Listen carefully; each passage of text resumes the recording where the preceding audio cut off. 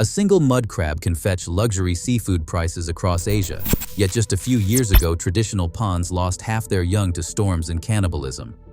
Today, millions grow in stacked boxes, each in its own careful cell. Why did farmers abandon the old ways, and how does this silent revolution actually work? The answer reshapes coastlines, fortunes, and the food on your plate if you know where to look. Mud crabs, known scientifically as Scylla serrata, have long been prized in Asia's coastal kitchens. Their meat is sweet and rich, their claws heavy with muscle, and their reputation as a luxury dish stretches from Singapore's high-end restaurants to family celebrations in Vietnam and Thailand. Two main types dominate the market: hard-shell crabs, which are cooked in spicy curries or steamed whole, and soft-shell crabs, harvested just after molting, so tender that even the shell is eaten. Soft shells, in particular, command premium prices, sometimes double those of their hard-shelled relatives, and are in high demand from chefs who value their delicate texture and high edible yield. For generations, farmers raised mud crabs in sprawling earthen ponds carved out of mangrove-lined coasts. These ponds, often several hectares wide, would flood with each tide, bringing in fresh nutrients and sometimes wild juvenile crabs.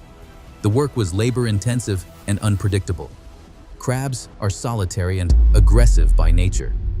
In crowded ponds, they fight, injure, and even kill each other, a problem known as cannibalism. Loss rates could reach 40% or more, especially during the early stages when crabs are most vulnerable. Even with careful feeding and makeshift shelters of sticks or palm fronds, many crabs simply disappeared, leaving empty shells behind. This traditional system carried heavy risks for small farmers. Weather posed another constant threat.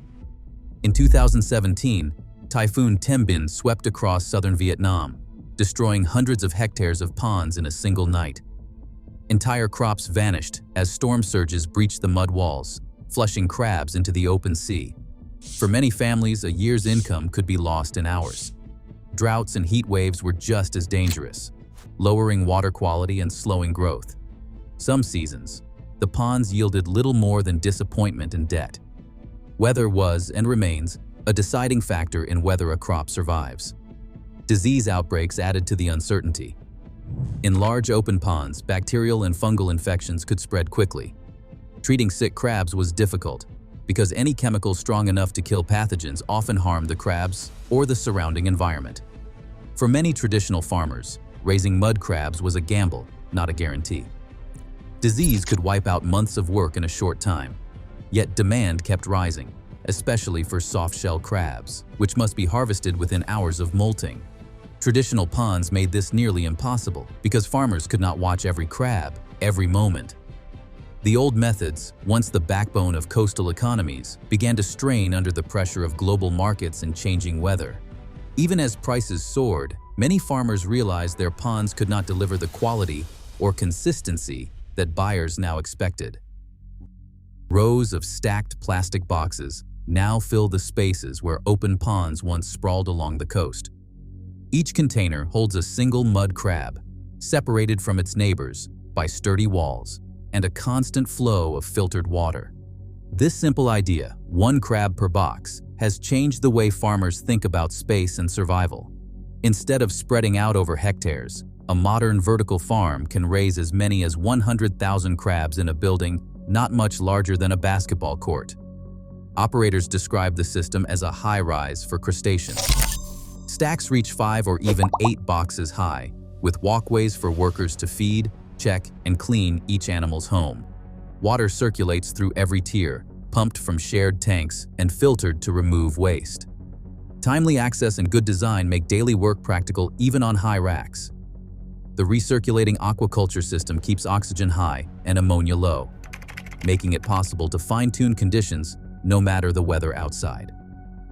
With precise pumps, filters, and sensors, operators gain control over temperature, salinity, and water flow. Farms no longer depend on the tides or fear a sudden storm. The path to these box systems began in the hatchery.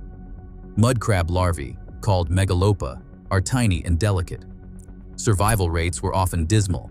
Sometimes less than 10% made it to the juvenile stage.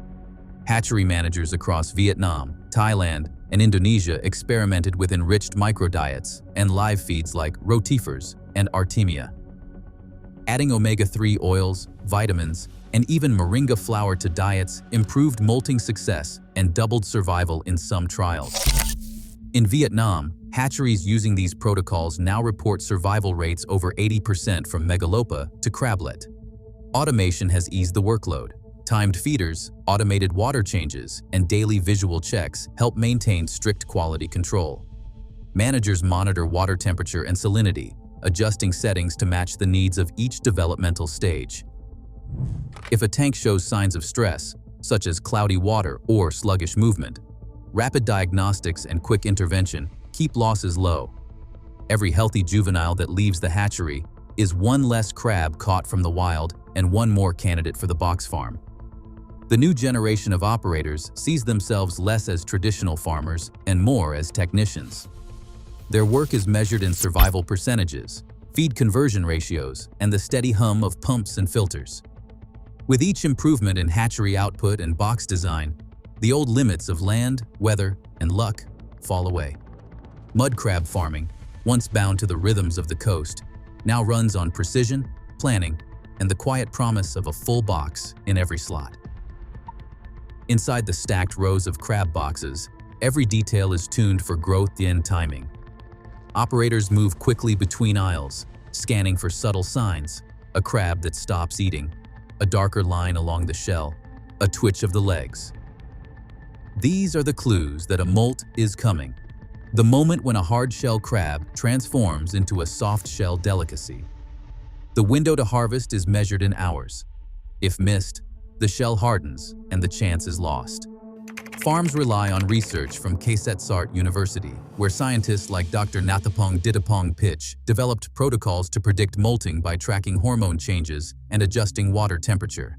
With salinity held steady between 15 and 25 parts per thousand, and temperature kept near 28 degrees Celsius, the system can synchronize molting across hundreds of crabs. Technicians watch monitors that track water parameters in real time. If oxygen dips or ammonia rises, alarms sound and pumps kick in.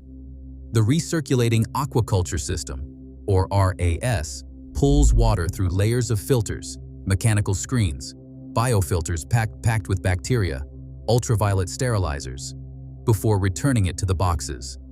This closed loop keeps the water clean and stable, protecting crabs from disease and stress. Feed conversion ratios drop to 1.5 or 2 kilograms of feed per kilogram of crab, far better than in ponds. When a crab finally molts, the operator moves fast. The soft shell is gently lifted from its box, rinsed, and placed in chilled water to halt the hardening process. Timing is everything. In these moments, the precision of biology and engineering come together, each crab a testament to the silent choreography behind Asia's most sought-after seafood. Harvest begins before dawn, as workers move through the stacked aisles, lifting soft-shell crabs from their boxes and placing them into chilled water. Each crab is checked for size and quality, then cleaned and sorted by hand. A dedicated crew manages the next steps, flash freezing soft shells within minutes to lock in freshness, while hard-shell crabs are packed live for export. Oxygen-rich water bags and insulated crates keep the crabs alive on journeys lasting less than 18 hours to Singapore, Hong Kong, and beyond. These logistics depend on a delicate balance, timing, temperature, and careful handling to meet the strict standards of international buyers. Processing plants operate with a steady rhythm. Conveyor lines shuttle crabs to grading tables where skilled hands separate premium product from the rest. The cold chain must remain unbroken from farm to airport. Export brokers coordinate shipments, tracking each batch from the moment it leaves the farm to its arrival at high-end restaurants. Energy use is a constant concern.